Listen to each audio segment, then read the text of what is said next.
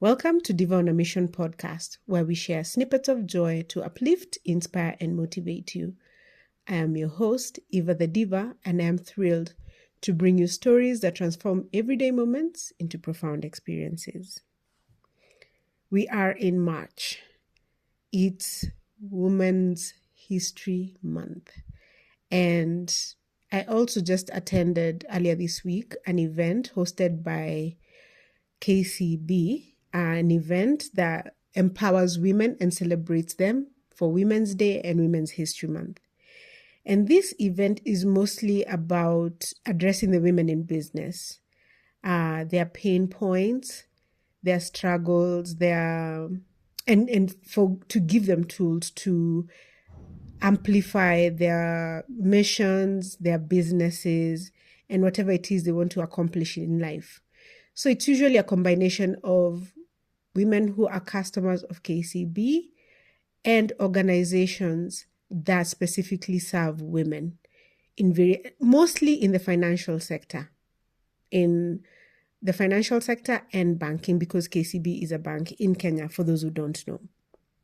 I've been attending these events for the last 3 to 4 years, and they are becoming more profound, more complex, more specific.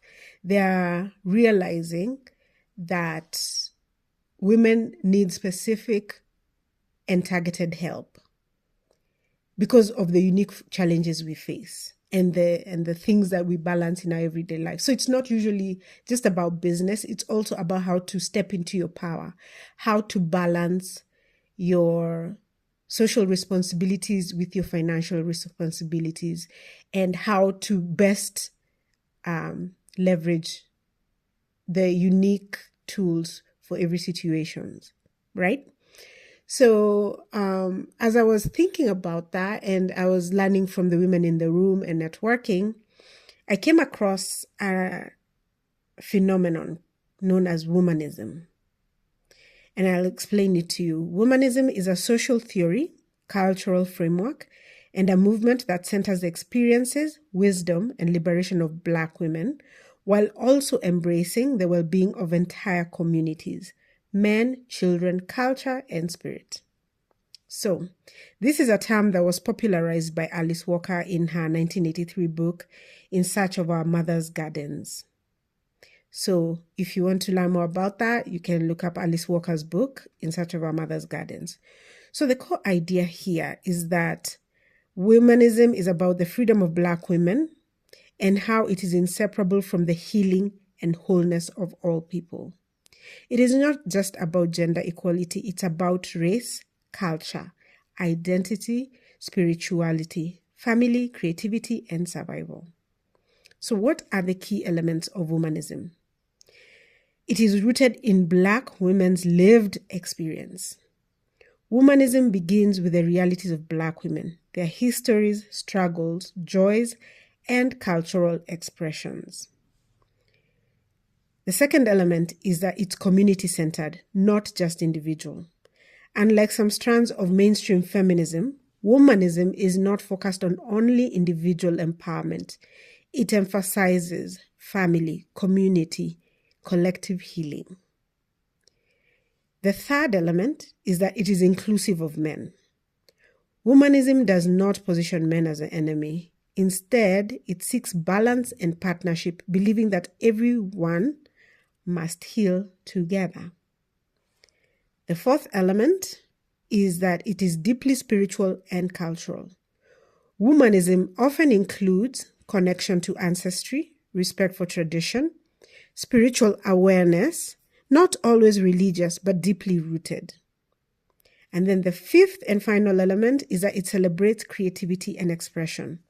So, art, storytelling, dance, and food. You're hearing all my favorite things in that one. Art, storytelling, dance, and food are seen as tools of survival and resistance, not just hobbies, right? So I love these elements because they speak truly to who I am. And even though this is a new concept to me, I am finding, like, the more we study ourselves and reflect on what we need, we will find theories, philosophies that align truly to who we are. And if they are not there, we shall create them. So, I also want to take time to compare what womanism is versus feminism, because there has been discussion in the social media sphere about how feminism is flawed and that a lot of the problems we are facing now with the boy child and with society and with, broken homes or whatever is due to feminism. But I feel like we cannot sit in our problems without trying to find solutions for them. And we can only do what we know. And when we know better, we do better. So no philosophy is foolproof is foolproof. So it is important that we keep studying, we keep improving, we keep improvising until we refine our processes, our philosophies, our thoughts, and our systems so that we are better in every way possible. So as we study womanism, I thought it would be good to compare womanism to feminism in a simplified way. So, feminism focuses on gender equality, while womanism focuses on race, gender, culture, and community. Feminism is often Western-centered. Womanism is rooted in Black, African diasporic experiences.